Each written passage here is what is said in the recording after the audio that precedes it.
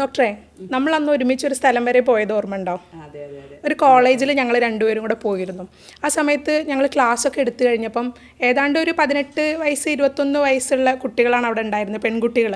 നമ്മൾ അവർക്ക് നല്ല രീതിയിലൊരു റിപ്രൊഡക്റ്റീവ് ഹെൽത്തിൻ്റെ ക്ലാസ്സുകളൊക്കെ എടുത്ത് കൊടുത്തതിന് ശേഷം സംശയങ്ങളുണ്ടെങ്കിൽ ചോദിക്കാൻ പറഞ്ഞപ്പോൾ ഒരു കുട്ടി പോലും ഒരു സംശയം ചോദിച്ചില്ല. അപ്പം ഞങ്ങൾ പറഞ്ഞു, എന്നാൽ നിങ്ങളൊരു പേപ്പറിൽ എഴുതി തരൂ, എന്തെങ്കിലും ഡൗട്ടുകൾ ഉണ്ടെങ്കിൽ പേരൊന്നും നിങ്ങൾ പറയണ്ട, പേപ്പറിൽ നിങ്ങളുടെ സംശയങ്ങളൊക്കെ എഴുതി തരും എന്ന് പറഞ്ഞപ്പോൾ ഞങ്ങൾക്ക് ഒരുപാട് പേപ്പറിൽ പെട്ടെന്ന് ഡൗട്ടുകൾ വന്നു. ഞങ്ങൾക്കാണെങ്കിൽ പോകാനുള്ള ടൈം ആയിട്ടുണ്ടായിരുന്നു. പക്ഷേ അന്ന് ആ ഡൗട്ടുകൾ അത്രയും കണ്ടപ്പോൾ ജസ്റ്റ് 1-2 ബിറ്റുകൾ ഞങ്ങൾ തുറന്ന് വായിച്ചു നോക്കി. അതിലുണ്ടായിരുന്ന, ഡോക്ടറെ, ഇൻഫെക്ഷനാണ്, എനിക്ക് മൂത്രം ഒഴിക്കുന്ന ഭാഗമൊന്നും തൊടാൻ വയ്യ, ഭയങ്കര ചൊറിച്ചിലാണ്, വീട്ടിൽ പോകണം എന്ന് പറഞ്ഞിട്ട് ഇവർ വിടുന്നുമില്ല, ഒരു ഡോക്ടറെ കാണിക്കാനുള്ള സാഹചര്യം ഇവിടെ അല്ല, ഒരു ഹോസ്റ്റലായിരുന്നു.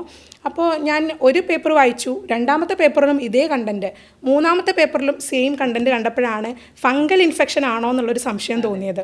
അന്ന് ശരിക്കും പറഞ്ഞാൽ ഞങ്ങൾ മെൻസ്ട്രൽ ഹൈജീൻ്റെ ഒരു ക്ലാസ്സാണ് എടുത്തു കൊടുത്തത്. അപ്പോൾ ഞാൻ പറഞ്ഞു, ഇവിടെ എക്സാമിനേഷന് കുട്ടികളൊന്ന് നോക്കാൻ വേണ്ടി ഏതെങ്കിലും ഒരു റൂം ഞങ്ങൾക്ക് അറേഞ്ച് ചെയ്ത് തരുമോ എന്ന് ചോദിച്ചതിന് ശേഷം ആ റൂമിൽ പോവുകയും ഒരു കുട്ടീനെ നോക്കാൻ വേണ്ടിയിട്ടാണ് ഞാൻ ശ്രമിച്ചത്. അതിലൊരു പേപ്പറിൽ കുറച്ചധികം കംപ്ലയിൻസ് ഉള്ളതായിട്ട് തോന്നിയപ്പം ആ കുട്ടീനെ പരിശോധിച്ചപ്പം വളരെ സിവിയർ ആയിരുന്നു കുട്ടിയുടെ കണ്ടീഷൻ. ബ്ലഡ് വരെ മുറിഞ്ഞു പൊട്ടി ബ്ലഡ് ഉണ്ടാകുന്ന ഒരു അവസ്ഥ ആ ഭാഗത്തുണ്ടായിരുന്നു. ബട്ടക്സിൻ്റെ റീജിയണൊക്കെ ആകെ കറുത്ത് പാടുകൾ വന്ന് മുറിഞ്ഞ് പൊട്ടിയിരിക്കുകയായിരുന്നു. അപ്പോൾ ഇതൊരു ഫംഗൽ ഇൻഫെക്ഷനാണ്. തുടരെ 2, 3, 4 കുട്ടികളെ നോക്കിയപ്പം ഇതേ അവസ്ഥ തന്നെ അവർക്ക് തുടരുന്ന കണ്ടപ്പോൾ ഞാൻ പറഞ്ഞു, ഒരൊറ്റ കാര്യം നിങ്ങൾക്ക് ചെയ്യാനുള്ളൂ, ഡിസ്പേഴ്സ് ചെയ്യുക, ഹോസ്റ്റൽ കുട്ടികളൊക്കെ അവരുടെ വീട്ടിൽ വിടുക. അപ്പോൾ ഇതിനിടയിൽ 1-2 ബിരുദന്മാർ വന്നിട്ടുണ്ടായിരുന്നു, ഇൻഫെക്ഷൻ ആണെന്നൊക്കെ പറഞ്ഞിട്ട്, ഒരു ബുദ്ധിമുട്ടും ഇല്ലാത്തവർ ലീവ് കിട്ടാൻ വേണ്ടിയിട്ട് ചോദിച്ച കുട്ടികളുടെ ഇടയിലുണ്ട്. പക്ഷേ ഇതിൽ നിന്ന് എനിക്ക് മനസ്സിലായ ഒരു കാര്യമുണ്ടല്ലേ ഡോക്ടറെ, ഇൻഫെക്ഷൻ എന്ന് പറയുന്നൊരു സംഭവം വളരെ നിസ്സാരമായിട്ടാണ് ഇന്ന് കുട്ടികളുടെ ഇടയിൽ, ഇപ്പോൾ പ്രത്യേകിച്ച് ഹോസ്റ്റൽ ലൈഫൊക്കെ ഡീൽ ചെയ്യുന്ന ആൾക്കാർക്ക് ഇൻഫെക്ഷൻ വരാനുള്ള സാധ്യത വളരെ ഹൈ ആണ്. ഡോക്ടർക്ക് അതിനെക്കുറിച്ച് എന്താ തോന്നിയിട്ടുള്ളത്? അതെ, കുറേ പെൺകുട്ടികളുണ്ട്, കുറേ കാലം ഇത് കൊണ്ട് നടക്കുന്നുണ്ട്, ഈ യോനി ഭാഗത്തുള്ള ഇൻഫെക്ഷൻസും അതുപോലെ ഡിസ്ചാർജുകളും. പല ആൾക്കാർക്കും അറിയില്ല ഇത് ഇൻഫെക്ഷൻ കാരണമാണ് വരുന്നത്. പല ആൾക്കാരും നോർമലാണെന്ന് വിചാരിച്ചിട്ട് കുറേ കാലം കൊണ്ട് നടക്കുന്നുണ്ട്. അതുപോലെ തന്നെ സ്റ്റീറോയിഡ് ക്രീമുകൾ അല്ലെങ്കിൽ ആൻറ്റി ഫംഗൽ ക്രീമുകളൊക്കെ മെഡിക്കൽ ഷോപ്പിൽ നിന്ന് വാങ്ങിക്കും, എന്നിട്ട് കുറേ കാലം യൂസ് ചെയ്യും. പിന്നെ അവരുടെ സ്കിന്നൊക്കെ നോക്കുമ്പോൾ ആകെ ഡാമേജ് ചെയ്തിട്ടുണ്ടാവും. അപ്പോൾ അത്തരത്തിലുള്ള കുറേ ടെൻഡൻസികൾ അല്ലെങ്കിൽ കുറേ കേസുകൾ നമ്മൾ കണ്ടുവരുന്നുണ്ട്. ഈ ക്രീമുകളുടെയൊക്കെ ഉപയോഗം അധികമായി കഴിഞ്ഞാലൊക്കെ അവിടുത്തെ സ്കിന്ന് ഡാമേജ് ആവുകയാണ്. സ്കിന്ന് ഡാമേജ് ചെയ്ത് കഴിഞ്ഞാൽ വീണ്ടും ഇൻഫെക്ഷൻ കൂടും. അപ്പോൾ അത്തരം കേസുകളിലൊക്കെ നമ്മൾ ചെയ്യേണ്ടത് കൃത്യമായിട്ട് അത്തരം കുട്ടികളെ ട്രീറ്റ്മെൻറ്റ് കൊടുക്കാൻ ശ്രദ്ധിക്കുക. പ്രത്യേകിച്ച് അങ്ങനെ കേസുകൾ വൾവൽ വാക്സിംഗ് ഒക്കെ ഇന്ന് പലർക്കും അറിയുന്നുണ്ടാവില്ല. ഇപ്പോൾ പണ്ട് നമ്മൾ കൈ കാലിലെ രോമങ്ങളൊക്കെ വാക്സ് ചെയ്തിട്ട് കളഞ്ഞിട്ടുണ്ടായിരുന്നു. ഇപ്പോൾ അത് മാത്രമല്ല, ഇപ്പോൾ ബ്യൂട്ടി പാർലർ പോയി കഴിഞ്ഞാൽ വൾവൽ വാക്സിങ് കുട്ടികളെ കാണാം. വൾവൽ വാക്സിംഗ് ഒക്കെ ചെയ്ത് കഴിഞ്ഞിട്ട് 1-2 കേസുകൾ ഹോസ്പിറ്റലിൽ വന്നതിൽ കംപ്ലീറ്റ് ആയിട്ട് ഞാൻ ചോദിച്ചു, ആകെ ചുവന്ന് തടിച്ചിരിക്കുക വൾവൽ റീജിയൻ, ജനേറ്റൽ ഏരിയ മൊത്തത്തിൽ, നീ എന്താ മോളെ കാണിച്ചത് ഞാൻ ചോദിച്ചു. അപ്പോൾ പറഞ്ഞു, ഞങ്ങൾ ബ്യൂട്ടി പാർലർ പോയി വൾവൽ വാക്സിങ് ചെയ്ത്. അതിൻ്റെ റീസൺ കുട്ടിയുടെ മാരേജ് ആണ്, ഒരു 2-3 ഡേയ്സിനുള്ളിൽ മാരേജ് ഉണ്ട്, അപ്പോഴേക്കും ഒന്ന് ക്ലീൻ ആക്കി വെക്കുകയാണ്. പക്ഷെ അതിൻ്റെ ഭവിഷ്യത്ത് ഇപ്പം എന്തായി, ആ കുട്ടിയുടെ മാരേജ് ഡേയിൽ ശരിയായ രീതിയിലൊരു അണ്ടർ ഗാർമെൻറ്റ് ഇടാൻ പോലും സാഹചര്യം ഇല്ലാത്തൊരു കേസിലേക്ക് ആ കുട്ടി പോയി. അപ്പോൾ ഈ അവസ്ഥകളെന്ന് പറയുന്നത്, നമ്മളെപ്പോഴും ഈ മെൻസ്ട്രൽ ഹൈജീനെ കുറിച്ചൊക്കെ പറയുമ്പോൾ പലർക്കും അറിയില്ല. മെൻസസ് ആകുമ്പോൾ ക്ലീൻ ആയിട്ട് ഇരിക്കുക എന്ന് ഉദ്ദേശിക്കുന്നത് എന്താ, നല്ല രീതിയിൽ സോപ്പൊക്കെ ഇട്ട് കഴുകി നല്ല വൃത്തിയുള്ള ഒരു പാൻറ്റീസ് ഇട്ട് കഴിഞ്ഞാൽ എല്ലാം പെർഫെക്റ്റ് ആയി എന്നാണ് മെൻസ്ട്രൽ ഹൈജീൻ്റെ കാര്യത്തിൽ ധാരണ. പലപ്പോഴും അങ്ങനെയല്ല. നമ്മൾ സോപ്പ് ഉപയോഗിക്കാൻ പാടില്ല, ഹാർഡ് സോപ്പുകൾ പ്രത്യേകിച്ച് ഉപയോഗിക്കാൻ പാടില്ല. സെൻറ്റഡ് ആയിട്ടുള്ള ഓയിൻമെൻറ്റ്സ് ആണെങ്കിലും, സെൻറ്റഡ് ആയിട്ടുള്ള creams, scented soaps, hard soaps, ഇത്തരം സാധനങ്ങളൊന്നും അരിയിൽ തൊടാനേ പാടില്ല. ശരിക്കും നല്ലൊരു ലൂക്ക് വാം വാട്ടറിലുള്ള കഴുകൽ മാത്രമേ ആവശ്യമുള്ളൂ. ചിലർ ഉപ്പിടാറുണ്ട്, അതിൻ്റെ പോലും ആവശ്യം ശരിക്കില്ല. വജൈന ഒരു സെൽഫ് ക്ലീനിങ് ഓർഗനാണ്, നിങ്ങൾ അതിന് പ്രത്യേകിച്ച് ഒന്നും ചെയ്യേണ്ടതില്ല. വളരെ നോർമലായിട്ട് ചിലപ്പോൾ ഇൻഫെക്ഷൻസ് അല്ലാതെ ഈ വെള്ളപ്പൊക്ക് പോലുള്ള കാര്യങ്ങൾ ഉണ്ടാവാം. നോർമലായിട്ട് കുറച്ച് പേർക്ക് അത് കാണുന്നുണ്ട്. നമ്മളെ പീരിയഡ്സിൻ്റെ, പ്രത്യേകിച്ച് നമ്മളെ ഒരു മെനാർക്കി ടൈമിൽ പീരിയഡ്സ് സ്റ്റാർട്ട് ചെയ്യുന്ന പെൺകുട്ടികളിൽ ഒരു 10-14 വയസ്സുള്ള പെൺകുട്ടികളൊക്കെ നോർമലായിട്ട് കണ്ടുവരുന്നുണ്ട്. ചെറിയ വെള്ള കളറിൽ ചെറിയൊരു പശ പോലത്തെ സ്റ്റിക്കിലോ ഡിസ്ചാർജ് ആയിരിക്കും, അത് തികച്ചും നോർമലാണ്. അതുപോലെ തന്നെ പീരിയഡ്സിൻ്റെ തൊട്ട് മുമ്പ് കാണാറുണ്ട്. അതുപോലെ തന്നെ ഓവുലേഷൻ ടൈമിൽ നമ്മുടെ അണ്ടവിസർജന സമയത്ത് ചെറിയ ഡിസ്ചാർജ് കാണുന്നുണ്ട്, അത് നോർമലാണ്. പ്രഗ്നൻസി ടൈമിൽ അത് നമുക്കറിയാം, എല്ലാ ഇൻഫെക്ഷൻസും വരാനുള്ള ചാൻസ് കൂടുതലാണ്, അതുകൊണ്ടും ആ സമയത്തും ചെറിയ ഡിസ്ചാർജ് കാണാറുണ്ട്. അതുപോലെ തന്നെ അതൊക്കെ തികച്ചും നോർമലായിട്ട് കണ്ടുവരുന്നതാണ്. കൂടുതലായിട്ട് നമ്മൾ ശ്രദ്ധ കൊടുക്കേണ്ട ആവശ്യമില്ല. പേഴ്സണൽ ഹൈജീൻ മെയിൻറ്റെയിൻ ചെയ്യുക. അതുപോലെ തന്നെ അടിവസ്ത്രങ്ങളെ കേസിലാണെങ്കിലും കൂടുതലായിട്ട് വെയിലത്ത് ഉണക്കിയിട്ട് നമ്മൾ പാൻറ്റീസൊക്കെ യൂസ് ചെയ്ത് കഴിഞ്ഞാൽ ഈ ചെറിയ ഡിസ്ചാർജുകളൊക്കെ പോയി കിട്ടാറുണ്ട്. പക്ഷേ ചില കേസുകളിൽ ചില സ്ത്രീകളിലൊക്കെ ആണെങ്കിൽ കോൺട്രാസെപ്റ്റീവ് പിൽസൊക്കെ ലോങ് ടേം ആയിട്ട് യൂസ് ചെയ്യുന്ന സ്ത്രീകളിൽ, ഗർഭനിരോധന ഗുളികകളൊക്കെ കൂടുതലായിട്ട് ഉപയോഗിക്കുന്ന സ്ത്രീകൾ, അതുപോലെ ആൻറ്റിബയോട്ടിക്സ് സ്ഥിരമായിട്ട് ഉപയോഗിച്ച് വരുന്ന ആളുകളിലും പെട്ടെന്ന് ഇൻഫെക്ഷൻസ് വരാനുള്ള ചാൻസ് ഉണ്ട്. അത് ഇൻഫെക്ഷൻ്റെ നേച്ചർ തിരിച്ചറിയുന്നിടത്താണ് നമ്മൾക്ക് അതിൻ്റെ ഒരു പ്രസക്തി എന്ന് പറയുന്നത്. അത് ആ രോഗിക്ക് തിരിച്ചറിയാൻ പറ്റുമോ? അപ്പം നമ്മളടുത്ത് വന്നിട്ട് പറയും, ഒരു രോഗി പറയാണ് എക്സസീവ് ഡിസ്ചാർജ് ആണ് ഡോക്ടറെ, ഭയങ്കരമായിട്ട് വൈറ്റ് ഡിസ്ചാർജ് ഉണ്ട് എനിക്ക് എന്ന് പറയുമ്പോൾ സ്വാഭാവികമായിട്ട് നമ്മൾ മെഡിസിൻ എഴുതിയുള്ളൂ. അപ്പം നമ്മളൊരു ജെനൈറ്റൽ എക്സാമിനേഷനോ വജൈനൽ എക്സാമിനേഷനോ ചെയ്യുമ്പോൾ ചിലപ്പോൾ ആ സമയത്തൊന്നും ഉണ്ടാവില്ല. അപ്പോൾ പേഷ്യൻ്റ് പറയും ഇപ്പോൾ ഒന്നുമില്ല, പക്ഷേ ചില സമയങ്ങളിൽ വരുന്നു. ഡോക്ടർ പറഞ്ഞ പോലെ പലപ്പോഴും നോർമലായിട്ടുള്ള കണ്ടീഷൻസ് ഇതിനുണ്ടാവാം. പ്രഗ്നൻസിയിൽ വൈറ്റ് ഡിസ്ചാർജ് പറഞ്ഞു വരുന്ന ഒരാൾക്ക് മെഡിസിൻ കൊടുക്കേണ്ട ആവശ്യമില്ല. ഓവുലേഷൻ പീരീഡിൽ സ്റ്റിക്കി ഡിസ്ചാർജ് ഉള്ളതിന് മെഡിസിൻ കൊടുക്കേണ്ട ആവശ്യമില്ല. മെൻസസിന് തൊട്ട് മുന്നോ ശേഷം നമ്മളിത് ചെയ്യണ്ട. ബട്ട് എപ്പോൾ നമ്മൾ ചെയ്യണം? എക്സസീവായിട്ട് ചൊറിച്ചിൽ അവിടെ വരുന്നുണ്ട്. ചൊറിച്ചിലൊരു നോർമലായിട്ടുള്ള സംഗതിയല്ല. അങ്ങനെ വരുന്നുണ്ടെങ്കിൽ നിങ്ങൾ ട്രീറ്റ്മെൻറ്റിന് വരണം. അതുപോലെ ഈ ഡിസ്ചാർജിൻ്റെ നേച്ചർ അനുസരിച്ച് ഇന്ന് ഞങ്ങൾ വേറൊരു കാര്യം ഇവിടെ മേജറായിട്ട് ഡിസ്കസ് ചെയ്യാൻ ഉദ്ദേശിക്കുന്നത് വെറും ഒരു വൈറ്റ് ഡിസ്ചാർജിനെ കുറിച്ചോ ഒരു സാധാരണ ഇൻഫെക്ഷനെ കുറിച്ചോ മാത്രമല്ല, പക്ഷേ STD എന്ന് പറഞ്ഞൊരു അവസ്ഥ ഉണ്ട്. സെക്ഷുവലി ട്രാൻസ്മിറ്റഡ് ഡിസീസ് എന്ന് പറയും. നമ്മൾ സെക്സ് ചെയ്തതിന് ശേഷം നമുക്ക് പകരാവുന്ന രോഗങ്ങൾ, അത്തരം ഒരുപാട് വൈറൽ, ബാക്ടീരിയൽ, പാരസൈറ്റിക് അസുഖങ്ങൾ ഇതിലുണ്ട്. പ്രത്യേകിച്ച് കല്യാണം കഴിയണം എന്ന് ഒരു നിർബന്ധവും ഇല്ല. ഇപ്പം ഞാൻ സെക്സ് റിലേറ്റഡ് പറയുമ്പോൾ കല്യാണം കഴിയാത്തവരെല്ലാം ഈ വീഡിയോ നിർത്തി പോകും. പക്ഷേ അങ്ങനെയല്ല. ആക്ച്വലി ഏറ്റവും കൂടുതൽ നമ്മൾ കണ്ടുവരുന്നത് STDs കണ്ടുവരുന്നത് അൺമാരീഡ് ആൾക്കാരിലാണ് എന്നുള്ളതാണ് അത്ഭുതപ്പെടുത്തുന്ന ഒരു ഫാക്റ്റ് എന്ന് പറയുന്നത്. അതെ, 50% കേസുകൾ അങ്ങനെ തന്നെയാണ് കാണുന്നത്. ഒരു 15 മുതൽ 25 വയസ്സിന് ഇടയിലുള്ള സ്ത്രീ പുരുഷന്മാരിൽ കൂടുതലായിട്ട് ഇന്ന് STDs കണ്ടുവരുന്നുണ്ട്. പല STDs ഉണ്ട്. HIV മാത്രമല്ല, നമ്മൾ ഹെർപ്പിസ് ഉണ്ട്, അതുപോലെ തന്നെ ഗോണേറിയ, സിഫിലിസ് പോലെയുള്ള ഒരുപാട് സെക്ഷുവലി ട്രാൻസ്മിറ്റഡ് ഡിസീസുകൾ കാണുന്നുണ്ട്. അതിനെക്കുറിച്ചൊക്കെ ഒരുപാട് കോൾസ് വരുന്നുണ്ട്. പല ആൾക്കാരും അൺവാണ്ടഡ് ആയിട്ടുള്ള കോണ്ടാക്റ്റ് വന്നിട്ടുണ്ടാവും. അതിനുശേഷം അവർക്ക് പേടിയാണ്, ഒരു സെക്ഷൽ ലൈഫ് ലീഡ് ചെയ്യാൻ ഭയങ്കര പേടിയാണ്. കാരണം ജെനൈറ്റൽ ഏരിയസിലൊക്കെ ചെറിയ ഡിസ്ചാർജ് വന്നിട്ടുണ്ടാവും, ചെറിയ പിമ്പിൾസ് പോലെ ചെറിയ എന്തെങ്കിലും പാപ്പിൾസ് ഒക്കെ വന്നിട്ടുണ്ടാവും. അത് കാരണം അവർക്ക് നോർമൽ ഒരു സെക്ഷൽ ലൈഫിലോട്ട് പോകാനൊക്കെ ഭയങ്കര പേടിയാണ്. അത് കാരണം ഒരുപാട് സംശയങ്ങൾ വരുന്നതുകൊണ്ട് തന്നെയാണ് നമ്മൾ ഈ ഒരു ടോപ്പിക് തന്നെ സെലക്ട് ചെയ്യാൻ കാരണം. സെക്ഷുവലി ട്രാൻസ്മിറ്റഡ് ഡിസീസിനെ കുറിച്ച് ഒരുപാട് തെറ്റിദ്ധാരണകളുണ്ട്. പല ആൾക്കാരും ചോദിക്കാറുണ്ട്, ഇത് നമ്മൾ ചെറുതായിട്ടൊരു കൊതുകടിയിലൂടെ ഒക്കെ പകരുമെന്ന് ചോദിക്കാറുണ്ട്. പക്ഷെ അങ്ങനെയൊന്നും പകരില്ല. പിന്നെ അതുപോലെ തന്നെ നമ്മൾ സെക്ഷുവൽ കോൺടാക്റ്റിൽ തന്നെ ഒരു കോണ്ടംസ് മാത്രം യൂസ് ചെയ്ത് സെക്ഷുവൽ കോൺടാക്റ്റ് നടത്തിയാൽ ഇത് പകരാതിരിക്കുമെന്ന് ചോദിക്കാറുണ്ട്. പക്ഷേ കോണ്ടംസ് മാത്രം ഉപയോഗിച്ചുകൊണ്ട് കാര്യമില്ല.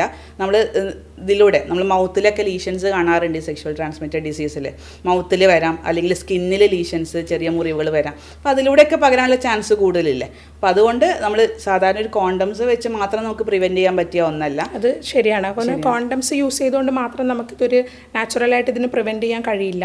ഇപ്പം ഒരു പേഷ്യൻറ്റ് പണ്ട് തന്നെ കോൾ ചെയ്തിട്ടുണ്ടായിരുന്നു. ഒരു 3-4 വർഷം മുന്നെയാണ്. അബ്രോഡുള്ള ഒരു മെയിൽ പേഷ്യൻ്റാണ്. അദ്ദേഹം എന്നെ കോൾ ചെയ്തിട്ട് പറഞ്ഞ സംഭവം ഇതാണ്: എനിക്ക് ഭാര്യയായിട്ട് ബന്ധപ്പെടാൻ 2 വർഷമായി കല്യാണം കഴിഞ്ഞിട്ട് ഇന്ന് വരെ ഞാൻ ഭാര്യയായിട്ട് ബന്ധപ്പെട്ടിട്ടില്ല. 3-4 തവണ അയാൾ നാട്ടിൽ പോയിട്ടുണ്ട്. ഒരു തവണ ആ കുട്ടീനെ വിസിറ്റിങ്ങിന് അവിടെ വിദേശത്തേക്ക് കൊണ്ടുപോവുകയും ചെയ്തിട്ടും ഒരു തവണ പോലും ബന്ധപ്പെട്ടിട്ടില്ല. അപ്പോൾ ബന്ധപ്പെടാൻ എനിക്ക് സാധിക്കുന്നില്ല. അപ്പം ഞാൻ കരുതി വല്ല ഉദാഹരണത്തിൻ്റെ പ്രശ്നമായിരിക്കും അയാൾക്ക് ഉണ്ടാവുന്നത്, അങ്ങനെ എന്തെങ്കിലും സെക്ഷൽ ഡിസീസാണോ. അപ്പോൾ എന്നോട് പറഞ്ഞൊരു കാര്യം ഇതാണ്: അവളെ എനിക്ക് ഭയങ്കര ഇഷ്ടമാണ് ഡോക്ടറെ, അതുകൊണ്ടാണ് എനിക്ക് അവളായിട്ട് ബന്ധപ്പെടാൻ പറ്റാത്തത്. അപ്പോൾ ഞാൻ ചോദിച്ചു, ഭയങ്കര ഇഷ്ടമുണ്ടെങ്കിൽ ഇയാൾ എന്തുകൊണ്ടാണ് ബന്ധപ്പെടാത്തത്? നമുക്ക് തീർച്ചയായിട്ടും ഒരു സെക്ഷൽ അട്രാക്ഷൻ, ഫിസിക്കൽ അട്രാക്ഷൻ നമുക്ക് ഇഷ്ടമുള്ള ആൾക്കാരോട് തോന്നുമല്ലോ.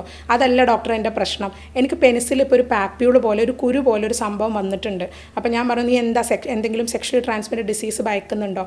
ഡോക്ടർ, എനിക്ക് ഹിസ്റ്ററി ഉണ്ട്. എനിക്ക് എൻ്റെ കല്യാണത്തിന് മുന്നേ ഒരുപാട് ലേഡീസായിട്ട് ഞാൻ ബന്ധമുണ്ടായിരുന്നൊരു വ്യക്തിയാണ്. പക്ഷേ കല്യാണത്തിന് ശേഷം ഞാനതെല്ലാം നിർത്തി. എനിക്കിപ്പോൾ അങ്ങനെ ഒരു ചിന്തയൊന്നുമില്ല. പക്ഷേ എനിക്കിപ്പോൾ പേടിയാണ്, എനിക്ക് എന്തെങ്കിലും ഡിസീസ് ഉണ്ടാവുമോ. ഇപ്പോൾ ഈ ഒരു പാപ്യൂളും കൂടെ കണ്ടപ്പോൾ, പെനിസിൽ ഇങ്ങനെ ഒരു വാട്ട് പോലെ ഒരു ഗ്രോത്താണ് കണ്ടത്. അപ്പോൾ ഇതും കൂടെ കണ്ടപ്പോൾ എനിക്ക് പേടിയായി. ഞാൻ ഇനി ബന്ധപ്പെട്ട് കഴിഞ്ഞാൽ അവൾക്കും കൂടി ഈ രോഗം കിട്ടില്ലേ? ഒന്നും അറിയാത്ത, ഒരു തെറ്റും ചെയ്യാത്ത എൻ്റെ വൈഫ് ഇതിനു വേണ്ടി ബുദ്ധിമുട്ടണ്ടേ? അതാണ് എൻ്റെ പേടി എന്ന് പറഞ്ഞപ്പോൾ ഞാൻ അയാൾക്ക് 1-2 ടെസ്റ്റുകൾ എഴുതി കൊടുത്തിട്ടുണ്ടായിരുന്നു. ആ ടെസ്റ്റുകൾ നെഗറ്റീവ് ആണെന്നുണ്ടെങ്കിൽ നീ പേടിക്കേണ്ട ആവശ്യമില്ല, പഴയ വിഷയങ്ങൾ നീ ഭാര്യയോട് ഷെയർ ചെയ്യും വേണ്ട എന്നുള്ള രീതിയിൽ തന്നെയാണ് പറഞ്ഞത്. അപ്പോൾ പല ആൾക്കാർക്കും അറിയാത്തൊരു കാര്യം ഇതിൻ്റെ സ്ലീപ്പിംഗ് പീരീഡാണ്. സ്ലീപ്പിംഗ് പീരീഡ് STDസിന് ഭയങ്കര ഹൈ ആണ്. ചിലപ്പോൾ HIV പോലുള്ള രോഗത്തിന് 10 വർഷമാണ് സ്ലീപ്പിംഗ് പീരീഡ്. നമുക്ക് രോഗം കിട്ടിക്കഴിഞ്ഞാലും 10 വർഷം വരെ യാതൊരു ലക്ഷണവും ആ വ്യക്തി കാണിക്കില്ല. അപ്പോൾ ആ 10 വർഷത്തിൽ ആരൊക്കെയായിട്ട് നിങ്ങൾ സെക്ഷൽ കോൺടാക്റ്റ് പുലർത്തിയിട്ടുണ്ടെങ്കിലും അവർക്കൊക്കെ ഈ ഒരു STD കിട്ടാനുള്ള ചാൻസ് വളരെ ഹൈ ആണ്. സിംഗിൾ കോൺടാക്റ്റ് പോലും വളരെ ഹൈ ആയിട്ട് ട്രാൻസ്മിഷൻ ഉണ്ടാവുന്ന ഒന്നാണ് സെക്ഷൽ ഡിസീസ് എന്ന് പറയുന്നത്. അതെ, പുറത്തേക്ക് ലക്ഷണങ്ങളൊന്നും കാണിക്കണം എന്നില്ല അല്ലേ ഡോക്ടറെ? അകത്ത് ആ വൈറസ് ഉണ്ടാവും, അതിൻ്റെ ലക്ഷണങ്ങൾ അകത്തേക്ക് ഉണ്ടാവും, പക്ഷെ പുറമേക്ക് യാതൊരു ലക്ഷണങ്ങളും കാണില്ല. അതുകൊണ്ട് പല ആൾക്കാരും വിചാരിക്കുന്നത് പുറമേക്കൊന്നും ഇല്ലല്ലോ, അതുകൊണ്ട് ഇത് പകരാനോ അല്ലെങ്കിൽ ഉണ്ടാവാനുള്ള സാധ്യത ഇല്ല എന്ന് വിചാരിക്കുന്ന കുറേ ആൾക്കാർ എന്നുള്ളത് തിരിച്ചറിയാതെയാണ് ഈ സ്ലീപ്പിംഗ് പീരീഡ് പോകുന്നത്. അപ്പോൾ അതുകൊണ്ട് തന്നെ സെക്ഷുവൽ കോണ്ടാക്റ്റിലൂടെ അല്ലെങ്കിൽ കിസ്സിങ്ങിലൂടെ, ചില കേസുകൾ ഹെർപ്പസ് സിംപ്ലെക്സ് പോലെയുള്ള ഡിസീസുകളൊക്കെ ആണെങ്കിൽ കിസ്സിങ്ങിലൂടെ വരെ നമുക്കിത് സ്പ്രെഡ് കാണുന്നുണ്ട്. ലീഷൻസ് ജെനൈറ്റൽ ഏരിയയിൽ മാത്രമല്ല വരിക, പലപ്പോഴും സെക്ഷൽ ട്രാൻസ്മിറ്റഡ് ഡിസീസ് ഒതുക്കുന്നത് നമ്മൾ ആ വജൈനൽ ഏരിയ അല്ലെങ്കിൽ പിനൈൽ ഏരിയയിൽ മാത്രം അല്ല, വായിൽ കൂടെ വരാം, ത്രോട്ടിൽ വരാം. ഇത്രയും സംഭവങ്ങൾ നമ്മൾ പിന്നീടായിരിക്കും ചിലപ്പോൾ തിരിച്ചറിയുന്നത്. ഇനിഷ്യൽ സിംറ്റംസ് 1-2 കാര്യങ്ങൾ നോട്ട് ചെയ്യേണ്ടത്, വ്യത്യാസം നമ്മൾ അറിയണമല്ലോ. അപ്പോൾ സാധാരണ ഒരു ഇൻഫെക്ഷനിൽ നിന്നും ഒരു STDക്ക് ഉണ്ടാകുന്ന ഡിഫറൻസ് എന്ന് പറയുമ്പോൾ മെയിൻലി ഡിസ്ചാർജിൻ്റെ കളർ ആൻഡ് നേച്ചർ എന്ന് പറയുന്നതാണ്. കുറച്ചും കൂടെ സ്റ്റിക്കി ആയിട്ട് യെല്ലോ ആൻഡ് ഗ്രീനിഷ് കളറിലായിരിക്കും STDയുടെ ഡിസ്ചാർജ് വരിക. എന്ന് കരുതി ഇൻഫെക്ഷനിൽ തീരെ വരില്ല എന്നൊന്നും ഞാൻ പറയുന്നില്ല, പക്ഷേ കൂടുതലായിട്ടും ഈ രീതിയിലാണ് ഡിസ്ചാർജ് ഉണ്ടാവുക. ഇച്ചിങ് പൊതുവെ കമ്പയർഡ് ടു നോർമൽ ഇൻഫെക്ഷൻ കുറച്ച് കുറവായിരിക്കും. സാധാരണ normal fungal infection, normal vaginal ഇൻഫെക്ഷൻസിനൊക്കെ ഇച്ചിങ് വളരെ ഹൈയാണ്. അതുപോലെ തന്നെ യൂറിൻ പാസ് ചെയ്യുന്ന സമയത്ത് ഭയങ്കര പെയിൻ ആയിരിക്കും STD ഉള്ളവരുടെ കേസിൽ. മറ്റവരുടെ കേസിൽ മൈൽഡായിട്ടായിരിക്കും, ചിലപ്പം ആബ്സെൻ്റ് ആയിരിക്കും. യൂറിൻ പാസ് ചെയ്യുമ്പോൾ പുകച്ചിൽ, നീറ്റലൊക്കെ ഇത്തരക്കാരാണ് പറയുക. ബന്ധപ്പെട്ടതിന് ശേഷമുള്ള വേദന അല്ലെങ്കിൽ ബന്ധപ്പെടുമ്പോൾ ഉള്ള വേദന, ബന്ധപ്പെട്ട് കഴിഞ്ഞിട്ട് ബ്ലഡ് പോവുക, ഇത്തരം കണ്ടീഷൻസ് ഒക്കെ STDയിൽ വളരെ ഹൈ ആയിട്ട് നമ്മൾ കണ്ടുവരുന്നുണ്ട്. നോർമൽ വജൈനൽ ഇൻഫെക്ഷൻ, അതായത് യോനി ഭാഗത്തുണ്ടാകുന്ന ഇൻഫെക്ഷൻസിൽ ഇത്രത്തോളം കാണാറില്ല. സാധാരണ ചെറിയ ഡിസ്ചാർജ്, അതൊരു വെള്ള തൈര് പോലെ, കട്ട തൈര് പോലെ ഡിസ്ചാർജ് പറയാറുണ്ട് പെൺകുട്ടികൾ. ചിലപ്പോൾ ഗ്രേ കളറിൽ ഡിസ്ചാർജ് പറയാറുണ്ട്. ഇത്രത്തോളം STDസിനെ പോലെ ഇത്രത്തോളം സിംറ്റംസ് പറയാറില്ല. പിന്നെ ചെറിയ ചൊറിച്ചിൽ കൂടുതലായിട്ട് പറയുന്നുണ്ട് പെൺകുട്ടികൾ, പ്രത്യേകിച്ച് ഈ ഒരു ഡിസ്ചാർജ് കൂടുതലുള്ള പെൺകുട്ടികൾ ചൊറിച്ചിൽ കൂടുതലുണ്ട്. ഈ ചൊറിച്ചിൽ കൂടിയിട്ടാണ് ആ ഭാഗത്തൊക്കെ ചെറിയ ഇറിറ്റേഷൻ വന്നിട്ട് അതുവഴി മൂത്രമൊഴിക്കുമ്പോഴൊക്കെ ചെറിയ വേദന പറയാറുണ്ട്. അതുപോലെ തന്നെ ബാക്ടീരിയൽ ഇൻഫെക്ഷൻ ഒക്കെ ആണെങ്കിൽ കൂടുതൽ ചെറുതായിട്ട് ഗ്രേയിഷ് ബ്ലൂയിഷ് കളറിലൊക്കെ ഡിസ്ചാർജ് പെൺകുട്ടികൾ പറയുന്നുണ്ട്. അതുപോലെ തന്നെ ചില പെൺകുട്ടികളിൽ, പ്രത്യേകിച്ച് സെക്ഷുവൽ അബ്യൂസ് ഒക്കെ വന്ന പെൺകുട്ടികൾ, നമുക്കത് പുറത്തേക്ക് അവർ ആരോടും പറയാറുണ്ടാവില്ല, പക്ഷെ അവരെ നമ്മളൊന്ന് പരിശോധിച്ച് നോക്കിക്കഴിഞ്ഞാൽ അവർക്ക് നല്ല പോലെ ഡിസ്ചാർജ് കാണാറുണ്ട്. ഇൻഫെക്ഷൻ വന്നിട്ടുണ്ടാവും, അത് കാരണം നല്ലപോലെ ഡിസ്ചാർജ് ഉണ്ടാവും. അപ്പോൾ സെക്ഷുവലി അബ്യൂസ് ചെയ്ത പെൺകുട്ടികളിൽ ഇത്തരത്തിലുള്ള ഇൻഫെക്ഷൻസ് ചാൻസ് കൂടുതലാണ്. അതുപോലെ തന്നെ നമ്മൾ പെൺകുട്ടികളിൽ കൂടുതലായിട്ട് ഇപ്പോൾ അതുപോലെ സെൻറ്റഡ് പ്രൊഡക്ട്സ് കൂടുതലായിട്ട് ഉപയോഗിക്കുന്ന പെൺകുട്ടികളാണ് അല്ലേ. ബ്യൂട്ടി പ്രൊഡക്ട്സിന് കൂടുതലായിട്ട് ഇമ്പോർട്ടൻസ് കൊടുക്കുന്ന ആളുകളാണ്. അപ്പോൾ സെൻറ്റഡ് ആയിട്ടുള്ള ടിഷ്യൂസ് ഉപയോഗിക്കുന്നുണ്ട്, അതുപോലെ സെൻറ്റഡ് ആയിട്ടുള്ള പാഡുകൾ ഉപയോഗിക്കുന്നുണ്ട്. അപ്പോൾ അത്തരം പെൺകുട്ടികളിൽ ഇന്ന് വളരെ ഇത് കോമൺ ആയിട്ട് കണ്ടുവരുന്നുണ്ട് ഈ ഒരു ഡിസ്ചാർജ്. അതവർ തെറ്റിദ്ധരിക്കുകയും ചെയ്യും. ചിലപ്പം ഇങ്ങനെ സെക്ഷലി ട്രാൻസ്മിറ്റഡ് ഡിസീസ് ആണ് എന്ന് തിരിച്ചറിയാതെ വൈകുന്നവരും ഉണ്ട്. ചില കേസുകളിൽ അങ്ങനെ സംഭവിക്കാറുണ്ട്. ഇപ്പം ഇന്നത്തെ കാലത്ത് നമ്മളൊരു റേഷ്യോ നോക്കുമ്പം എക്സ്ട്രാ മെറൈറ്റൽ അഫെയറിൻ്റെ റേഷ്യോ ആണെങ്കിലും അല്ലെങ്കിൽ മൾട്ടിപ്പിൾ സെക്ഷൽ പാർട്ട്ണറിൻ്റെ റേഷ്യോ ഹൈ ആണ്. അത് വളരെ കോമൺ ആയിട്ട് ഒരു വെസ്റ്റേൺ കൾച്ചർ നമ്മുടെ നാട്ടിലേക്കും വളരെ രസകരമായ രീതിയിൽ കടന്നുകൂടിയിട്ടുണ്ട്. ഡേറ്റിംഗ് ആപ്പുകളുണ്ട്, എല്ലാം ഡേറ്റിംഗ് പർപ്പസിന് വേണ്ടിയിട്ട്, അല്ലാതെ ഒരു പണ്ട് മാരേജിന് വേണ്ടിയിട്ടുള്ള മാട്രിമോണി സൈറ്റുകളാണെങ്കിൽ ഇന്ന് ഡേറ്റിങ്ങിന് വേണ്ടിയിട്ടുള്ള സൈറ്റുകളാണ് കൂടുതൽ വന്നുകൊണ്ടിരിക്കുന്നത്. അതിൻ്റെ ഫലമായിട്ട് ഉണ്ടാവുന്നതും എന്താണ്, ഇത്തരം സെക്ഷൽ കോണ്ടാക്റ്റ് ഉണ്ടാവുന്നു. ഇവരിതിനെക്കുറിച്ച് ബോധവാന്മാരല്ല. ഇപ്പം മാരീഡ് ആയിട്ടുള്ള ഒരു വ്യക്തിയാണെന്നുണ്ടെങ്കിൽ തീർച്ചയായിട്ടും അയാൾക്ക് ഇങ്ങനെ ഒരു ലക്ഷണം സംശയം ഉണ്ടെങ്കിൽ അയാളുടെ പാർട്ട്ണറിനോട് അയാൾക്കൊരു കെയർ ഉണ്ടാവും. കാരണം ആ പാർട്ട്ണറിന് ഇത് വരരുത്. അപ്പോൾ ഇയാൾ ഫ്രീക്വൻറ്റ് ടെസ്റ്റുകൾ ചെയ്യുന്നതിനോടൊപ്പം പാർട്ട്ണറിനെ കൂടെ കമ്പൽ ചെയ്യും, നീയും കൂടെ ടെസ്റ്റ് ചെയ്യുന്നത്. ബട്ട് നമ്മൾ റാൻഡം ആയിട്ട് ആരെങ്കിലുമായിട്ട് സെക്സ് ഉണ്ടാവുന്നു, നെക്സ്റ്റ് ഡേ വേറൊരാളുമായിട്ടാണ് നമ്മൾ സെക്സ് ചെയ്യുന്നതെങ്കിൽ ആ ഒരു മറ്റേ വ്യക്തിയോട് ഒരു ഇമോഷണൽ കമ്മിറ്റ്മെന്റ് അവിടെ ഇല്ല. അതൊരു സെക്ഷൽ പ്ലഷറിന് വേണ്ടി മാത്രം ആ വ്യക്തിനെ കാണുന്നു, കണ്ടുമുട്ടി അത് പിരിയുന്നു. പിന്നെ ആ വ്യക്തിക്ക് എന്തായെന്നോ ആ ഇൻഫെക്ഷൻ എന്തായെന്നോ എന്ന് ബോധവാന്മാരല്ല പലരും. അതെ, അതുകൊണ്ട് തന്നെയാണ് കൂടുതലായിട്ട് ഇത് കണ്ടുവരുന്നത് STDs സ്പ്രെഡ് ആവാനുള്ള മെയിൻ റീസൺ ഇത് തന്നെയാണ്.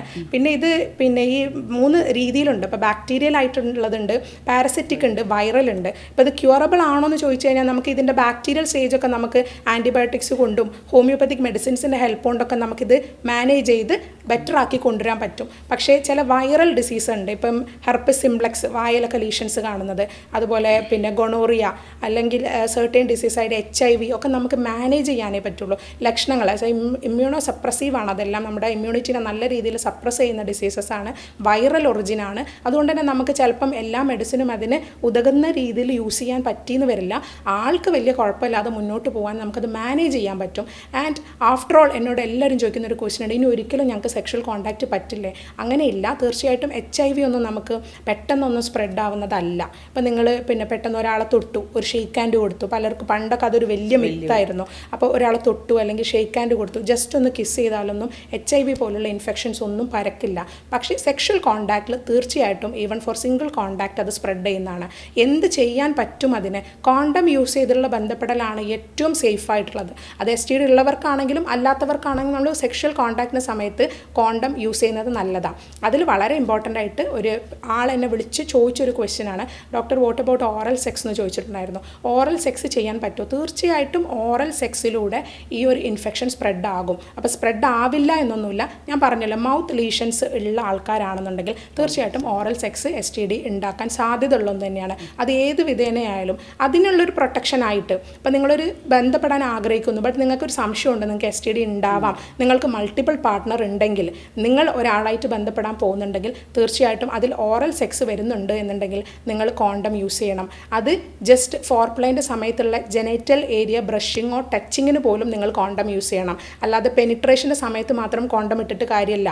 ഇഫ് യു ആർ സസ്പെക്റ്റിംഗ് STD, നിങ്ങൾ അതിന് മുന്നേ തന്നെ നിങ്ങൾ ഒരു സെക്ഷൽ കോണ്ടാക്റ്റ് ബിഗിൻ ചെയ്യുന്ന സമയത്ത് തന്നെ ജെനൈറ്റൽ ഏരിയയിൽ ഈ ഒരു കോണ്ടംസ് ഇടുന്നത് നല്ലതാണ്. ഫീമെയിൽ കോണ്ടം ആയാലും മെയിൽ കോണ്ടം ആയാലും രണ്ടും ഈക്വലി ബെനഫിഷ്യൽ ആണ്. ബട്ട് നമ്മുടെ നാട്ടിൽ ഫീമെയിൽ കോണ്ടംസ് അത്ര പ്രോമിനൻ്റ് അല്ല, മെയിൽ കോണ്ടംസ് ആണ് കൂടുതൽ യൂസ് ചെയ്യുന്നത്. ഫീമെയിൽ കോണ്ടംസിൻ്റെ പേരാണ് ഡയഫ്രം എന്ന് പറയുന്നത്. അതും കൂടെ നമുക്ക് വേണമെങ്കിൽ യൂസ് ചെയ്യാം. ചില ആളുകൾ ചോദിക്കാറുണ്ട് ഡോക്ടറെ, ഡബിൾ കോണ്ടംസ്, അതായത് ഒന്നിന്റെ മുകളിൽ ഒന്ന് ഉപയോഗിച്ചിട്ട് ഇതിന് പ്രൊട്ടക്ഷൻ കിട്ടുമെന്ന് ചോദിക്കാറുണ്ട്. ശരിക്കും അത് ശരിയായിട്ടുള്ള രീതിയല്ലല്ലോ. രണ്ടു കോണ്ടംസ് ഒക്കെ ഒരുമിച്ച് വരുന്ന സമയത്ത് ചെറിയ ഫ്രിക്ഷൻ വന്നിട്ട് അത് പൊട്ടിപ്പോവാനുള്ള സാധ്യതയുണ്ട്. അപ്പൊ അത് കാരണം HIV-ന്റെ സ്പ്രെഡ് കൂടാനുള്ള സാധ്യതയുണ്ട്. അത് പല ആൾക്കാരും ലൂബ്രിക്കൻസ് യൂസ് ചെയ്യുമ്പോഴും നമ്മൾ ശ്രദ്ധിക്കണം. അതിൽ ലൂബ്രിക്കൻസ് യൂസ് ചെയ്യുമ്പോഴും വാട്ടർ ബേസ്ഡ് ലൂബ്രിക്കൻസ് ആണ് ഏറ്റവും നല്ലത്. നമ്മളൊരു ഓയിൽ ബേസ്ഡ് ലൂബ്രിക്കൻറ്റ് കോണ്ടത്തിന്റെ പുറത്തിടുകയാണെങ്കിൽ കോണ്ടം പൊട്ടാനുള്ള ചാൻസ് ഉണ്ട്. ഇപ്പൊ ഈ ഡബിൾ കോണ്ടം ഒക്കെ ഡബിൾ സേഫ്റ്റിക്ക് ഇടുന്നതാണ്. പക്ഷേ ഡബിൾ സേഫ്റ്റിയും പോയിട്ട് അതിന്റെ ഒരു ഒറിജിനൽ ആയിട്ടുള്ള എഫക്റ്റ് പോലും ആ സമയത്ത് കിട്ടുന്നില്ല എന്നുള്ളതാണ് വാസ്തവം. അതെ, ഡോക്ടർ കൂടുതലായിട്ട് നമ്മൾ STD-യുമായി ബന്ധപ്പെട്ടുള്ള മാനേജ്മെന്റ് ഒക്കെ വിശദമായിട്ട് പറഞ്ഞു. സാധാരണ നമ്മൾ ഡിസ്ചാർജ്, നമ്മൾ പെൺകുട്ടികൾ ഉണ്ടാകുന്ന നോർമൽ ലുക്കോറിയ അല്ലെങ്കിൽ വെള്ളപ്പോക്ക് എന്ന് പറയുന്ന ഡിസ്ചാർജ് നമുക്ക് വളരെ പൂർണ്ണമായിട്ട് 90% നമുക്കത് ക്ലിയർ ആക്കാൻ പറ്റാറുണ്ട്. കാരണം ഇങ്ങനത്തെ കേസുകളിൽ പേഴ്സണൽ ഹൈജീനാണ് ഇമ്പോർട്ടൻറ്റ് പെൺകുട്ടികളിൽ. പല പെൺകുട്ടികളും ഈ യോനിഭാഗത്ത് ഡിസ്ചാർജുള്ള പെൺകുട്ടികളും ഡെയിലി കുളിക്കാത്ത പെൺകുട്ടികളാണ്. അല്ലെങ്കിൽ ഡെയിലി അവർ ഹോസ്റ്റൽ ലൈഫ് ലീഡ് ചെയ്യുന്ന പെൺകുട്ടികളൊക്കെ ഡെയിലി കുളിക്കാറില്ല, അല്ലെങ്കിൽ പേഴ്സണൽ ഹൈജീന് യാതൊരു ഇമ്പോർട്ടൻസും കൊടുക്കാത്ത ആൾക്കാരാണ്. അപ്പം അത്തരം പെൺകുട്ടികളോട് നമ്മൾ പറയാനുള്ളത് ഡെയിലി കുളിക്കാൻ നോക്കുക. ഡെയിലി കുളി ഇതിൽ വളരെ അത്യാവശ്യമാണ്. കാരണം നമ്മളെ പ്രൈവറ്റ് പാർട്സ് ഒക്കെ ഒരുപാട് പേഴ്സണലി ഹൈജീനായിട്ട് നിൽക്കണം എന്നുണ്ടെങ്കിൽ കുളിക്കൽ നിർബന്ധമാണ്. അതുപോലെ ചില ആളുകളൊക്കെ വളരെ ചൂടുള്ള വെള്ളം ഉപയോഗിച്ചിട്ട് സാധാരണ യോനിഭാഗം ക്ലീൻ ചെയ്യാറുണ്ട്. അപ്പോൾ അതും ഒരു തെറ്റായിട്ടുള്ളൊരു കാര്യമാണ്. സാധാ പച്ചവെള്ളം അല്ലെങ്കിൽ ഇളം ചൂടുള്ള വെള്ളം മാത്രം ഉപയോഗിച്ചിട്ടൊക്കെ ആ ഭാഗം പെൺകുട്ടികൾ ക്ലീൻ ചെയ്യാൻ ശ്രദ്ധിക്കാൻ പറയാറുണ്ട്. അതുപോലെ തന്നെ സോപ്പ് വല്ലാതെ ഉപയോഗിക്കാൻ പറയാറില്ല. കാരണം സോപ്പൊക്കെ ഒരുപാട് ഉപയോഗിച്ച് കഴിഞ്ഞാൽ അവിടെയുള്ള ആൻറ്റി ബാക്ടീരിയൽ പ്രോപ്പർട്ടിയൊക്കെ പോകാനുള്ള സാധ്യതയുണ്ട്. സാധാ വെള്ളം ഉപയോഗിച്ചിട്ടാണ് നമ്മൾ ക്ലീൻ ചെയ്യാൻ പറയാറുള്ളത്. അത് മതി. ആ ഭാഗത്ത് ക്ലീൻ ചെയ്യാൻ, സെൽഫായിട്ട് ക്ലീൻ ചെയ്യാനുള്ള കുറേ മെക്കാനിസംസ് ഉണ്ട്. അപ്പോൾ അതുകൊണ്ട് തന്നെ സാധാ വെള്ളം ഉപയോഗിച്ചിട്ട് ക്ലിയർ ആക്കിയിട്ട് ക്ലീൻ ചെയ്യുക. അതുപോലെ തന്നെ പേഴ്സണൽ ഹൈജീൻ, അതുപോലെ കുളി, ക്ലീൻ ചെയ്യലൊക്കെ വളരെ പ്രധാനമാണ്. അതിൻ്റെ കൂടെ കൂടുതലായിട്ട് ഈസ്റ്റ് ഇൻഫെക്ഷൻ അല്ലെങ്കിൽ ബാക്ടീരിയ ഒക്കെ കൂടുതലായിട്ട് ഇൻഫെക്ഷൻസ് ഉണ്ടെങ്കിൽ മാത്രം നമ്മൾ ട്രീറ്റ്മെൻറ്റ് എടുത്തിട്ട് അതിനാവശ്യമായിട്ടുള്ള മരുന്നുകൾ കഴിക്കുക. അപ്പോൾ ഇത്രയൊക്കെ ചെയ്തു കഴിഞ്ഞാൽ തന്നെ ഇത്തരം സാധാരണ യോനി ഭാഗത്തുള്ള ഡിസ്ചാർജ് അല്ലെങ്കിൽ യോനി ഭാഗത്തുള്ള ഇൻഫെക്ഷൻസ് നമുക്ക് വളരെയധികം കൺട്രോൾ ചെയ്ത് കൊണ്ടുപോകാൻ പറ്റാറുണ്ട്. ഇത്തരം ഇൻഫെക്ഷൻസ് ഒക്കെ വരുത്തി വെക്കുന്നതാണ്. അപ്പോൾ ഈ ഇൻഫെക്ഷൻസിനൊന്നും നമുക്ക് എവിടെന്നെങ്കിലും കിട്ടുന്നതല്ല, നമ്മൾ വരുത്തി വെക്കുന്ന ഓരോ ദിവസവും നമ്മൾ ചെയ്യുന്ന പ്രവൃത്തിയിലൂടെ അല്ലെങ്കിൽ നമ്മളുടെ ഒരു ലൈഫ് സ്റ്റൈലിലൂടെ നമ്മൾ ഉണ്ടാക്കുന്ന രോഗങ്ങളാണത്. ഇപ്പോൾ ഈ ഇൻഫെക്ഷൻ തന്നെ ഡോക്ടർ പറഞ്ഞ പോലെ അൺട്രീറ്റഡ് ആയിട്ട് വെക്കുകയാണെങ്കിൽ മറ്റു പല ഇൻഫെക്ഷനിലേക്ക് സാധ്യത ഉണ്ട്. ഇപ്പോൾ ഹോൾ യൂട്രസ് PID വരാം, പെൽവിക് ഇൻഫ്ലമേറ്ററി ഡിസീസ് എന്ന് പറയും, അതുമൂലം വന്ധ്യത വരെ വരാം. ചിലപ്പോൾ ഞാൻ ഈ ഇൻഫെർട്ടിലിറ്റിക്ക് കൂടുതൽ പേഷ്യൻസ് വരുന്ന സമയത്ത് കുട്ടികൾ ഉണ്ടാവാത്തതിൻ്റെ റീസണിൻ്റെ ഭാഗമായിട്ട് എല്ലാം അവർ പറഞ്ഞാലും അവർ ഈ ഒരു വെള്ളപ്പോക്കിനെ കുറിച്ചൊന്നും ഉണ്ടില്ല. അപ്പോൾ ഞാൻ വൈറ്റ് ഡിസ്ചാർജ് ചോദിക്കുകയും അതിനെക്കുറിച്ച് ഡീറ്റെയിൽ ആയിട്ട് ചോദിക്കുക, അത് അത്ര നോക്കിയിട്ടില്ല എന്ന് പറയും. അതെന്താ ഡോക്ടർ ഇത്രയും വൈറ്റ് ഡിസ്ചാർജിനെ കുറിച്ച് ചോദിക്കുന്നത്? തീർച്ചയായിട്ടും അതിൽ ആൻറ്റി സ്പെർമിസൈഡൽ ആക്ഷൻസ് വരെ ഉണ്ടാവാം, അതിൻ്റെ pH തെറ്റാം, അപ്പോൾ സ്പേംസിനെ കൊല്ലുന്ന ആക്ഷൻസ് അതിലുണ്ടാവാം. ഒരു കുഞ്ഞുണ്ടാവാതിരിക്കാൻ ഇത്തരം ലൂക്കോറിയ അല്ലെങ്കിൽ വെള്ളപ്പോക്ക് അതുമൂലമുള്ള PID ഇൻഫെക്ഷൻസ് ഒക്കെ കാരണമാവാറുണ്ട്. അപ്പോൾ അത് വളരെ കെയർ എടുക്കേണ്ട ഒരു ഫീൽഡാണത്. പിന്നെ നോക്കുകയാണെന്നുണ്ടെങ്കിൽ ഇപ്പം എന്നോട് യൂഷ്വലി ഞാൻ പറഞ്ഞല്ലോ വരുത്തി വെക്കുന്ന കംപ്ലയിൻറ്റ് പലപ്പോഴും പാഡ് മാറ്റാത്തതിൻ്റെ മൂലം. പാഡാണ് ഏറ്റവും കൂടുതൽ കുട്ടികൾ യൂസ് ചെയ്യുക. ഞാൻ എപ്പോഴും ടീനേജ് കുട്ടികൾ വരുമ്പം ഈ ഒരു മെൻസ്ട്രൽ കപ്പ് സജസ്റ്റ് ചെയ്യാറുണ്ട്. എൻ്റെ അടുത്തൊരു ഡെമോൺസ്ട്രേഷൻ ഉണ്ട്. ആ ഡെമോൺസ്ട്രേഷൻ മോഡൽ വെച്ചിട്ട് ഞാൻ എപ്പോഴും അവർക്ക് മെൻസ്ട്രൽ കപ്പ് കപ്പ് ഇൻസേർട്ട് ചെയ്യുന്നതും എടുക്കുന്നതും എത്രയോ തവണ കാണിച്ചു കൊടുത്താലും കുട്ടികൾക്ക് പേടിയാണ്. കുട്ടികൾ അവിടെ ഇരിക്കട്ടെ, പാരൻസ് അപ്പോൾ അവരുടെ ഉമ്മമാരോ അല്ലെങ്കിൽ അമ്മമാരോ എൻ്റെ അടുത്ത് പറയുന്ന മെയിൻ റീസൺ, ഡോക്ടറെ പിന്നെ ഇതൊക്കെ വെച്ച് കഴിഞ്ഞാൽ ഈ കന്യാചർമ്മം അല്ലെങ്കിൽ ഹൈമൻ പൊട്ടിപ്പോകൂലേ എന്നുള്ളൊരു കാര്യം പറയാറുണ്ട്. അതിന് ഞാൻ പറയാറുണ്ട്, ഇത് കന്യാചർമ്മം എന്ന് പറയുന്നത് പലരും മനസ്സിലാക്കിയിട്ടുള്ള ഡോക്ടറെ അതൊരു പാടയാണ് എന്നാണ്. അതൊരു പാടയാണ്, വജൈനയുടെ കവർ ചെയ്യുന്ന ഒരു പാട. അപ്പോൾ ആ പാട പൊട്ടണമെന്നുണ്ടെങ്കിൽ കല്യാണം കഴിയണം, ആദ്യത്തെ ഒരു സെക്ഷൽ കോണ്ടാക്റ്റ് വന്നെങ്കിൽ മാത്രമേ അത് ബ്രേക്ക് ആവുകയുള്ളൂ എന്നുള്ളൊരു തെറ്റിദ്ധാരണ പലരിലും ഉണ്ട്. അപ്പോൾ ഫസ്റ്റ് ഓഫ് ഓൾ ഞാൻ പറയട്ടെ, അത് വിർജിനിറ്റിയായിട്ട് ബന്ധപ്പെട്ടൊരു ഭാഗമായിട്ട് ആരും കാണരുത്. ഒന്ന്, അതിപ്പോൾ ഞാൻ ഈ വീഡിയോയിലൂടെ പറഞ്ഞാൽ ഇന്ന് എല്ലാവരും അത് കാണാതിരിക്കുമല്ല എന്നൊക്കെ എനിക്കറിയാം. എല്ലാവർക്കും അതൊരു വിർജിനിറ്റിയുടെ സിഗ്നലാണ്. ആയിക്കോട്ടെ, അങ്ങനെ തന്നെ വെച്ചോളൂ. എന്നിരുന്നാലും ഇതൊരു കവർ ചെയ്യുന്നൊരു പാടയല്ല. ഇത് ഓപ്പണിംഗ് ഓൾറെഡി ഉള്ള ഒരു സ്ട്രെച്ചബിൾ ആയിട്ടുള്ള ഒരു സംഭവമാണ്. ഈ ഒരു മെംബ്രെയിനാണ് ശരിക്കും പറഞ്ഞാൽ ഈ ഹൈമൻ കന്യാചർമ്മം. അതിനൊരു ഹോൾ ഉണ്ട്. അപ്പോൾ ആ ഹോള് വഴി നമ്മൾ ഈ മെൻസ്ട്രൽ കപ്പ് ഇൻസേർട്ട് ചെയ്യുമ്പോൾ ശ്രദ്ധിക്കേണ്ടത്, അത് നമ്മൾ പ്രോപ്പർ മെത്തേഡിലൂടെയാണ് ഒരു ടീനേജർ അത് ഇൻസേർട്ട് ചെയ്തതെന്നുണ്ടെങ്കിൽ ഹൈമൻ ജസ്റ്റ് സ്ട്രെച്ച് ആവുമെന്നേ ഉള്ളൂ. അല്ലാതെ നിങ്ങൾ വളരെ ഫോഴ്സ്ഫുള്ളി നിങ്ങൾ ഇൻസേർട്ട് ചെയ്യുകയാണ്, ഒട്ടും കെയർ എടുക്കാതെ, ഫസ്റ്റ് ടൈമൊക്കെ ചെയ്യുമ്പോൾ ഒട്ടും കെയർ എടുക്കാതെ ഇൻസേർട്ട് ചെയ്യുന്നു, അതൊരു വാക്വം പ്രഷറിനുള്ളിൽ ഫിറ്റ് ആയിരിക്കുന്ന സമയത്ത് അതിൻ്റെ സ്റ്റെം പിടിച്ച് ഒറ്റ വലി വലിക്കുന്നു, ഇതൊക്കെ ഹൈമൻ ടിയർ ആവാൻ ചാൻസ് ഉണ്ട്. പക്ഷേ നിങ്ങൾ നോർമലായിട്ട് കെയർഫുള്ളായിട്ട് ടൈം എടുത്തത് വെക്കുകയും റിമൂവ് ചെയ്യുകയാണെങ്കിൽ ഹൈമനൊന്നും പറ്റില്ല. ഹൈമൻ എപ്പോഴേക്കാണ് ഡോക്ടറെ ശരിക്കും പൊട്ടി ബ്ലഡ് വരുന്ന ഒരു അവസ്ഥ ഉണ്ടാവും? സെക്ഷുവൽ കോണ്ടാക്ടിന് ശേഷം മാത്രമേ അത് പൊട്ടുള്ളൂ. സാധാരണ പല ഇതേപോലെ ആക്റ്റീവ് ആയിട്ടുള്ള എക്സസൈസുകൾ ചെയ്യുന്ന സമയത്ത് പൊട്ടാറുണ്ട്. അതായത് സൈക്ലിങ്ങിന്റെ സമയത്ത് അല്ലെങ്കിൽ ഹെവി ആയിട്ടുള്ള എക്സസൈസുകളൊക്കെ ചെയ്യുന്ന സമയത്ത് ചിലപ്പോൾ പൊട്ടാറുണ്ട്. അല്ലാത്ത സമയങ്ങളിലൊന്നും സാധാരണ ഡാമേജ് ഒന്നും വരാറില്ല. ആക്റ്റീവ് സെക്ഷൽ കോണ്ടാക്ട് മാത്രമല്ല ഹൈമൻ പൊട്ടാനുള്ള കാരണം. ഇപ്പോൾ ഡോക്ടർ പറഞ്ഞ പോലെ നമ്മൾ ഏതെങ്കിലും രീതിയിലുള്ള ഫിസിക്കൽ എക്സസൈസ്, ഇപ്പോൾ വെയിറ്റ് ലിഫ്റ്റിംഗ് ചെയ്യുന്ന കുട്ടികളുണ്ടാകും. എല്ലാവരും ഇപ്പോൾ ഡോക്ടറോ എഞ്ചിനീയറോ ആവണമെന്നില്ല. വെയിറ്റ് ലിഫ്റ്റിംഗ് ചെയ്യുന്ന സ്ത്രീകളുണ്ട്, സ്പോർട്സിൽ ആക്റ്റീവായ സ്ത്രീകളുണ്ട്. ഇത്തരക്കാരിലൊക്കെ ഹൈമൻ ബ്രേക്ക് ആവാനുള്ള ചാൻസ്, മുൻകൂട്ടി ബ്രേക്ക് ആവാനുള്ള ചാൻസ് ഉണ്ട്. അപ്പോൾ ഹൈമൻ വിർജിനിറ്റിയുടെ സിഗ്നലായിട്ട് കണ്ടു കഴിഞ്ഞാൽ എന്നും നിങ്ങൾക്ക് ടെൻഷൻ ആയിരിക്കും ഫലം. അപ്പോൾ അതിന് പകരം മെൻസ്ട്രൽ കപ്പ് യൂസ് ചെയ്യുക. ഇത്തരം കുട്ടികൾക്ക് ഈ പാഡിൻ്റെ ഇൻഫെക്ഷനും ടാമ്പറിൻ്റെ ഇൻഫെക്ഷനൊക്കെ വരാതിരിക്കാൻ ഏറ്റവും നല്ലത് മെൻസ്ട്രൽ കപ്പാണ്. അതൊരു സേഫ് ആയിട്ടുള്ള മെത്തേഡായിട്ടാണ് എനിക്ക് തോന്നിയിട്ടുള്ളത്. മെൻസ്ട്രൽ കപ്പ് യൂസ് ചെയ്യുകയാണെങ്കിൽ തന്നെ അതിൽ ശ്രദ്ധിക്കേണ്ട ഒരു കാര്യം, അത് ഫില്ലായി കഴിഞ്ഞാൽ ഒരു 4-5 മണിക്കൂറല്ല അതിന് ടൈം പറയാറുള്ളത്. അത് ആക്ച്വലി 12 മണിക്കൂർ വരെ വെക്കാമെന്നാണ്. പക്ഷേ ബ്ലീഡിങ് ഹെവി ആയിട്ടുള്ള ആൾക്കാർ എന്ത് ചെയ്യും? എന്നോടൊരു ആൾ ഇതുപോലെ ചോദിച്ചിരുന്നു, ഡോക്ടർ പറഞ്ഞ പോലെ, ഡോക്ടർ പറഞ്ഞിട്ടാണ് ഞാൻ മെൻസ്ട്രൽ കപ്പ് യൂസ് ചെയ്ത് 12 മണിക്കൂർ പോയിട്ട് 3 മണിക്കൂർ കഴിയുമ്പോഴേക്കും ഫില്ലാവുകയാണ്, ഞാൻ അപ്പോഴേക്കും ലീക്ക് വരികയാണ്. അപ്പോൾ ഫില്ലായി കഴിഞ്ഞാൽ സ്വാഭാവികമായിട്ടും അതിൻ്റെ ഡിസ്പ്ലേ പൊസിഷൻ കുറച്ച് മാറിയതിന് ശേഷം ലീക്കേജ് വന്ന് തുടങ്ങും. അപ്പോൾ അത് ഹെവി ഫ്ലോ ഉള്ളവരാകുമ്പോൾ ഫ്ലോയ്ക്ക് അനുസരിച്ച് മാറ്റേണ്ടി വരും. അതുപോലെ പാഡും അതുപോലെ തന്നെയാണ്. ഹെവി ഫ്ലോ ഉള്ള ആളുകളാണെങ്കിൽ കുറച്ച് 3 മണിക്കൂർ കൂടുമ്പോഴൊക്കെ മാറ്റി. പാഡ് ഫില്ലായിട്ടില്ലെങ്കിലും ശരിക്കും പറഞ്ഞാൽ മാറ്റണം. ഒരു 4 hours ശേഷം കഴിഞ്ഞാൽ ഒരു ഫൗൾ സ്മെല്ല് വരാൻ തുടങ്ങും. നമ്മൾ പാഡ് ഒരു പ്രത്യേക സ്മെല്ല് പറയാറില്ലേ? പണ്ടൊക്കെ പറയും പാമ്പൊക്കെ അട്രാക്ട് ചെയ്യും ഈ സ്മെല്ല് എന്നൊക്കെ. അതിൽ അതെന്തെങ്കിലും ഫാക്റ്റ് ആണോ എന്ന് എനിക്കറിയില്ല. ആ ബ്ലഡിൻ്റെ സ്മെല്ല്, ഇത് ഓക്സിജനായിട്ട് കോൺടാക്റ്റ് വരുമ്പോൾ ഇതിൽ ബാക്ടീരിയൽ ഗ്രോത്ത് ഉണ്ടാവും. അപ്പോൾ അതിൻ്റെ സ്മെല്ല് മാറും. ഒരു നോർമൽ ബ്ലഡിൻ്റെ സ്മെല്ലല്ല. പലപ്പോഴും ഇത് അശുദ്ധ രക്തമെന്ന് പറയാനുള്ള റീസൺ അതാണ്. നമ്മളിത് വെച്ചുകൊണ്ടിരിക്കുകയല്ലേ. ഇത്തരം സ്മെല്ലുകൾ വരുന്ന സമയത്താണ് ഇത് അശുദ്ധ രക്തമായിട്ട്, പല റിലീജിയസ് ബിലീഫിലും അതൊരു അശുദ്ധ രക്തമായിട്ട് കാണുന്നു. അതിനൊരു പ്രോട്ടോക്കോൾ തന്നെ ഉണ്ടാക്കിയിട്ടുണ്ട് അത്തരം സ്ത്രീകൾ എന്ത് ചെയ്യണം എന്നുള്ളതിനെ കുറിച്ച്. അപ്പോൾ ഇതൊരു നോർമൽ ബ്ലഡാണ്, എൻഡോമെട്രിയൽ ഷെഡിങ് ആണ്, യൂട്രസിൻ്റെ അകത്തുനിന്ന് വരുന്ന, നമ്മൾ കൈ മുറിഞ്ഞാൽ വരുന്ന ബ്ലഡ് പോലെ തന്നെയാണ് ഇതും, വ്യത്യാസങ്ങളൊന്നുമില്ല. അതുപോലെ തന്നെ ഡോക്ടറെ, ഇപ്പോൾ യോനിഭാഗത്ത് പെൺകുട്ടികളിലൊക്കെ നമ്മൾ ചെറിയ പിമ്പിൾസ് കണ്ടുവരുന്നുണ്ട്. ഒരു എക്സാമിനേഷനൊക്കെ ചെയ്യുമ്പോൾ കണ്ടുവരുന്ന ഒന്നാണ് പിമ്പിൾസ്. അത് നമ്മൾ മുഖക്കുരുവൊക്കെ വരില്ല മുഖത്ത്, അതുപോലെ നമ്മൾ യോനിഭാഗത്ത് ഇപ്പോഴത്തെ പെൺകുട്ടികളിൽ കൂടുതലായിട്ട് കണ്ടുവരുന്നുണ്ട്. അപ്പോൾ അതിന് പല കാരണങ്ങളുണ്ട്. അതിലേറ്റവും പ്രധാനപ്പെട്ട ഒന്ന് നമ്മൾ ആ ഇറിറ്റേഷൻ തന്നെയാണ്. നമ്മൾ യൂസ് ചെയ്യുന്ന പാൻറ്റീസ്, സിൽക്കി ആയിട്ടുള്ള പാൻറ്റീസ് അല്ലെങ്കിൽ കളേർഡ് ആയിട്ടുള്ള പാൻറ്റീസൊക്കെ യൂസ് ചെയ്ത് കഴിഞ്ഞാൽ അവിടെ ഇറിറ്റേഷൻ വന്നിട്ട് ചെറിയ പിമ്പിൾസ് വരാറുണ്ട്. അത് കോമൺ ആണ്. അതുപോലെ തന്നെ നമ്മൾ ചെറിയ ഹെയർ ഉണ്ടാവുമല്ലോ അവിടെ ആ ഭാഗത്ത്, ആ ഹെയറൊക്കെ ഉള്ളിലേക്ക് ഒന്ന് കുഴിഞ്ഞിരുന്നിട്ട് അവിടെ ചെറിയ ഇൻഫെക്ഷൻ വരാറുണ്ട്. അങ്ങനെ ഫോളിക്കുലൈറ്റിസ് എന്ന് പറയുന്ന അല്ലെങ്കിൽ ഇൻഗ്രോൺ ഹെയർസ് കാരണം അങ്ങനെ ചെറിയ പിമ്പിൾസ് വരാറുണ്ട്. അതേപോലെ തന്നെ ചില കുട്ടികളിൽ ഒരു ബർത്തോളിൻ സിസ്റ്റ് എന്ന് പറയും, ചെറിയൊരു ഗ്ലാൻഡ് ഉണ്ട് അവിടെ, നമ്മുടെ യോനി ഭാഗത്ത് ചെറിയ ഗ്ലാൻഡുകളുണ്ട്. ആ ഗ്ലാൻഡിൻ്റെയൊക്കെ ഡക്റ്റിൽ ചെറിയൊരു ബ്ലോക്ക് വന്നിട്ട് അവിടെ ചെറിയൊരു സിസ്റ്റ് പോലെ അല്ലെങ്കിൽ പിമ്പിൾസ് പോലെ വരാറുണ്ട്. അപ്പോൾ ഇതിനൊക്കെ പ്രധാന കാരണം ഇതൊക്കെ തന്നെയാണ്, നമ്മൾ യൂസ് ചെയ്യുന്ന പ്രൊഡക്ട്സുകളുടെ ഒക്കെ കാരണം കൊണ്ട്. അല്ലെങ്കിൽ നമ്മുടെ സ്റ്റേജ് നമുക്ക് ക്ലിയർ ചെയ്യാൻ പറ്റുന്നതാണ് വാസ്തവം. അതെ അതെ, ഇത് വെച്ചുകൊണ്ടിരിക്കുന്ന സമയത്താണ് ഇതൊക്കെ സ്പ്രെഡായി വരുന്നത്. പിന്നെ കുറേ നമ്മൾ ചെയ്യുന്ന രീതികൾ, നമ്മൾ അവിടെ യൂഷ്വലി പെൺകുട്ടികളൊക്കെ ഷേവിങ് ആണ് ചെയ്യാറുള്ളത്. അതിന് പകരം നമ്മൾ കൂടുതലായിട്ട് ട്രിമ്മർ യൂസ് ചെയ്യാൻ ശ്രദ്ധിക്കുക. ട്രിമ്മർ യൂസ് ചെയ്ത് കഴിഞ്ഞാൽ കൂടുതലായിട്ട് ഈ ഹെയറിൻ്റെ ഉള്ളിലോട്ട് പോകുന്ന ഒരു ഇൻഫെക്ഷൻസ് ഒക്കെ കുറയ്ക്കാൻ സാധിക്കും. ശരിക്കും പറഞ്ഞാൽ സെക്ഷൽ കോൺടാക്റ്റിന് സമയത്ത് ഫ്രിക്ഷൻ കുറക്കാൻ ഒരുപാട് ഹെൽപ്പ് ചെയ്യുന്നതാണ് ഹെയർ എന്ന് പറയുന്നത്. പ്യൂബിക് ഹെയർ, അവിടെ ഫ്രിക്ഷൻ വരാതിരിക്കാനാണ് ഹെയർ. പലരും ഹസ്ബൻഡൊക്കെ ഗൾഫിൽ നിന്ന് വരിക എന്ന് കേൾക്കുമ്പോഴേക്കും ഷേവിങ് സെറ്റൊക്കെ ആയിട്ട് ഇറങ്ങും, കംപ്ലീറ്റ് ക്ലീൻ ആക്കി. ബട്ട് ആക്ച്വലി അത് ആ ഏരിയൻ്റെ ആ ഒരു നോർമൽ ആയിട്ടുള്ള ടെക്സ്ചർ തന്നെ മാറ്റി ബ്ലാക്കിഷ് ഡിസ്കളറേഷനൊക്കെ വരും. അതൊരു കോസ്മെറ്റിക് എഫക്റ്റാണ്. വീണ്ടും അതൊരു കോസ്മെറ്റിക് ദുഃഖത്തിനുള്ള കാരണമായി മാറുകയാണ്. ഡോക്ടർ ഈ ഭാഗങ്ങളിൽ കറുപ്പ് നിറം വരിക എന്ന് പറയുന്നത് അത് ഒരു ഇംപ്രോപ്പർ ആയിട്ടുള്ള ഹൈജീൻ കുറവാണ്. ആക്ച്വലി നമ്മൾ ആ ഹെയർ പോകുമ്പോഴാണ് ആക്ച്വലി അവിടെ ഹൈജീൻ കുറവ് വരുന്നത്. ട്രിം ചെയ്യണം, നീറ്റായിട്ട് ട്രിം ചെയ്തിട്ട് എവറി 30 ഡേയ്സിനുള്ളിൽ നമ്മളത് പെർഫെക്റ്റായിട്ട് ക്ലീൻ ചെയ്ത് ട്രിം ചെയ്ത് വെച്ചിരിക്കണം. അതിന് മെയിൽ ആണെങ്കിലും ഫീമെയിൽ ആണെങ്കിലും. അതെ, ഇതേ ഡിസ്ചാർജ് ഉള്ള കുട്ടികളിൽ, പ്രത്യേകിച്ച് ഇൻഫെക്ഷൻ ഉള്ള കുട്ടികൾക്ക് മൂത്രത്തിൽ ഇൻഫെക്ഷൻ വരാനുള്ള ചാൻസും വളരെ കൂടുതലാണ്. പ്രത്യേകിച്ച് UTI, അതായത് യൂറിനറി ട്രാക്ട് ഇൻഫെക്ഷൻ അല്ലെങ്കിൽ മൂത്രത്തിലെ അണുബാധ വളരെയധികം കോമൺ ആയിട്ട് കണ്ടുവരുന്നുണ്ട്. പ്രത്യേകിച്ച് നമുക്കത് പെട്ടെന്ന് അങ്ങോട്ട് റിലീഫ് ചില കുട്ടികളിൽ കിട്ടാറില്ല. കാരണം ആ ഇൻഫെക്ഷൻ വളരെയധികം കൂടിയിട്ടുണ്ടാവും. കാരണം തുടക്കത്തിലൊന്നും ഇവർ ശ്രദ്ധിച്ചിട്ടുണ്ടാവില്ല. പിന്നെ കുറേ അത് മൂത്രാശയത്തിൽ ഇൻഫെക്ഷൻ വന്ന് മൂത്രാശയ അണുബാധ വന്നിട്ടൊക്കെ ആയിരിക്കും നമ്മൾ കാണിക്കാൻ വരുന്നുണ്ടാവുക. അപ്പോൾ ചിലപ്പോൾ ഇനീഷ്യൽ സ്റ്റേജിൽ ചിലപ്പോൾ റിലീഫ് കിട്ടിക്കൊള്ളണമെന്നില്ല.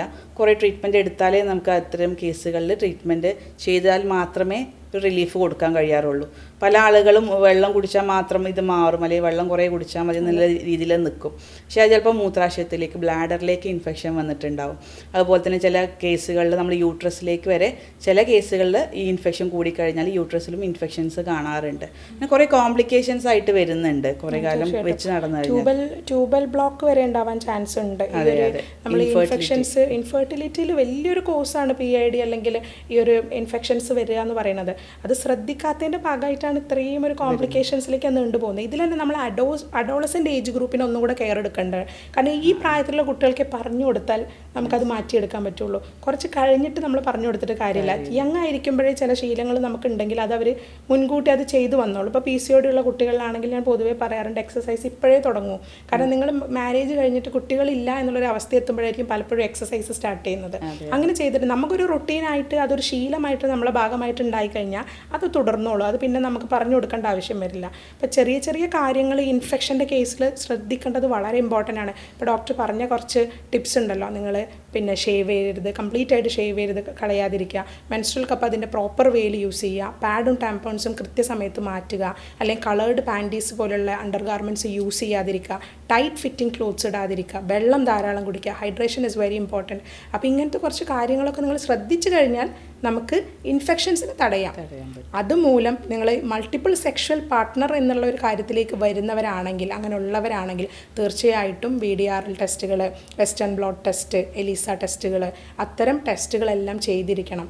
ഇനി മൗത്തിൽ സോർസ് വരിക, കാങ്കേഴ്സ് വരിക, അല്ലെ സിഫിലിസിൻ്റെ, ഗൊണോറിയ പോലുള്ള സെക്ഷലി ട്രാൻസ്മിറ്റഡ് അസുഖങ്ങളുടെ ലക്ഷണങ്ങൾ കാണിക്കുക, ഡിസ്ചാർജ് ഗ്രീൻ കളറിൽ വരിക, ഇത്തരം പ്രശ്നങ്ങൾ ഉണ്ടാകുമ്പോൾ നിങ്ങൾ തീർച്ചയായിട്ടും ടെസ്റ്റ് ചെയ്യണം. മാത്രമല്ല ഇനി ടെസ്റ്റ് ഡയഗ്നോസ് ചെയ്തിട്ടില്ലെങ്കിൽ പോലും എവറി 1 ഇയറിൽ നിങ്ങൾക്കിത് റിപ്പീറ്റ് ചെയ്ത് നോക്കാവുന്നതാണ് ഇത്തരം ടെസ്റ്റുകൾ.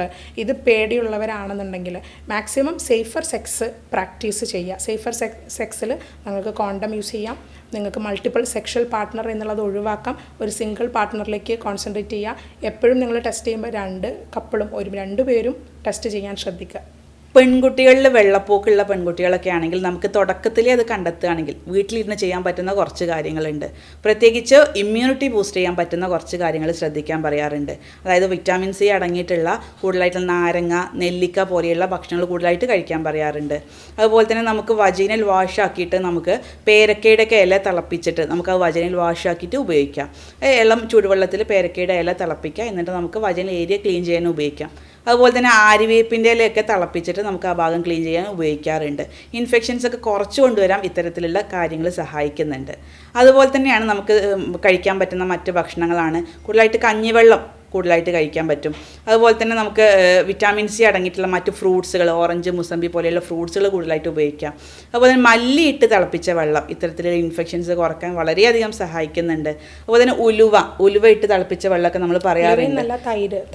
തൈര് അതുപോലെ തന്നെ പ്രീബയോട്ടിക്സ്, പ്രോബയോട്ടിക്സ്, പുളിയില്ലാത്ത തൈരൊക്കെ സ്ഥിരമായിട്ട് ഉപയോഗിച്ച് കഴിഞ്ഞാൽ കുറേ അധികം വ്യത്യാസം കാണാറുണ്ട്. ഇതൊക്കെ ഒരു ഇനീഷ്യൽ സ്റ്റേജിൽ നമ്മൾ പറഞ്ഞു കൊടുക്കുന്ന കാര്യങ്ങളാണ്.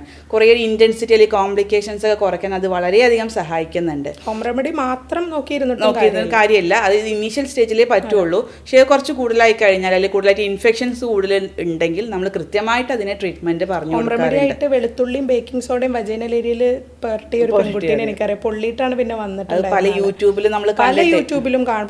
പലരും ഇത് എഡ്യൂക്കേറ്റഡ് അല്ലാത്തവരും ഇതിനെക്കുറിച്ച് ഹെൽത്തിൽ അവെയർ അല്ലാത്തവർ പോലും ഇന്ന് പിന്നെ ഹെൽത്ത് റിലേറ്റഡ് വീഡിയോസ് ആണ് കണ്ടന്റാ ചെയ്യുന്നത്. അത് കണ്ടിട്ട് കുറേ പെൺകുട്ടികൾ അതുപോലെ ചെയ്ത് കൊളാക്കുന്നുണ്ട്. പക്ഷേ കൃത്യമായിട്ട് ഡോക്ടർ പറയുന്ന ഉപദേശങ്ങൾ സ്വീകരിക്കുക. അതുപോലെ തന്നെ ഇൻഫെക്ഷൻസ് ഉണ്ടെങ്കിൽ അതിന് കൃത്യമായിട്ട് ട്രീറ്റ്മെന്റ് കൊടുക്കുക. അതിന് വേണ്ടിയിട്ട് തന്നെ നമ്മൾ കൃത്യമായിട്ട് രോഗിയുടെയൊക്കെ രോഗലക്ഷണങ്ങൾ നോക്കും. എല്ലാ രോഗലക്ഷണങ്ങളും നോക്കിയിട്ട് അവർക്ക് അനുയോജ്യമായിട്ടുള്ള കോൺസ്റ്റിറ്റ്യൂഷണൽ ട്രീറ്റ്മെന്റ് ചെയ്തു വരുന്നുണ്ട്. ഇതിന് വേണ്ടിയിട്ട് നമ്മുടെ ഹോസ്പിറ്റലിൽ കൃത്യമായിട്ട് യൂറോപ്യൻ നിർമ്മിത സോഫ്റ്റ്വെയറിൻ്റെയും അതുപോലെ ആർട്ടിഫിഷ്യൽ ഇൻ്റലിജൻസിൻ്റെയൊക്കെ സഹായത്തോടെയാണ് നമ്മൾ രോഗനിർണ്ണയം നടത്തി വരുന്നത്. അപ്പോൾ കൃത്യമായിട്ട് നമുക്ക് STDs ആണെങ്കിൽ പോലും നമുക്ക് കൃത്യമായിട്ട് കണ്ടെത്താൻ കഴിയും. ഒരു രോഗനിർണ്ണയം നടത്തി ചികിത്സിക്കുന്നത് വളരെയധികം നല്ലതാണ്, പ്രത്യേകിച്ച് ഇത്തരം കേസുകളിലൊക്കെ. അപ്പോൾ ആ ഒരു ചികിത്സാ രീതിയിലൂടെ ഒരുപാട് രോഗികൾക്ക് നമുക്ക് ആശ്വാസം കൊടുക്കാൻ കഴിഞ്ഞിട്ടുണ്ട്. അപ്പോൾ ഇത്തരം വിഷയങ്ങളെക്കുറിച്ച് നിങ്ങൾക്ക് കൂടുതലായിട്ട് അറിയണമെന്നുണ്ടെങ്കിൽ താഴെ കാണുന്ന വാട്സപ്പ് നമ്പറിലൊക്കെ ഞങ്ങൾ കോൺടാക്ട് ചെയ്യാം. ഡോക്ടർക്ക് എന്തെങ്കിലും പറയാനുണ്ടെങ്കിൽ പറയാം. കൺക്ലൂഡ് ചെയ്യാം. മനസ്സിലായി എന്ന് കരുതുന്നുണ്ട് അല്ലേ? എല്ലാവർക്കും കുട്ടികളിത് കൂടുതൽ കെയർ എടുക്കുക. ഇത്തരം കാര്യങ്ങൾ പിന്നെ വീഡിയോ വിശദമായിട്ട് മനസ്സിലായി എന്ന് കരുതുകയാണ്. അപ്പോൾ നിങ്ങൾക്ക് ഇത്തരം ഡൗട്ടുകൾ ഉണ്ടെങ്കിൽ ഡോക്ടർ പറഞ്ഞ പോലെ തന്നെ താഴെ കാണുന്ന നമ്പറുകളിൽ നിങ്ങൾക്ക് ഡൗട്ട് രേഖപ്പെടുത്താവുന്നതാണ്. ഞാൻ ഡോക്ടർ ജോബിതാപ്ഷൻ, doctor Basil homeo hospital, Pandikkad, Malappuram. ഞാൻ ഡോക്ടർ ഷഹല, സീനിയർ കൺസൾട്ടൻ്റ് ആണ്, doctor Basil homeo hospital, Pandikkad.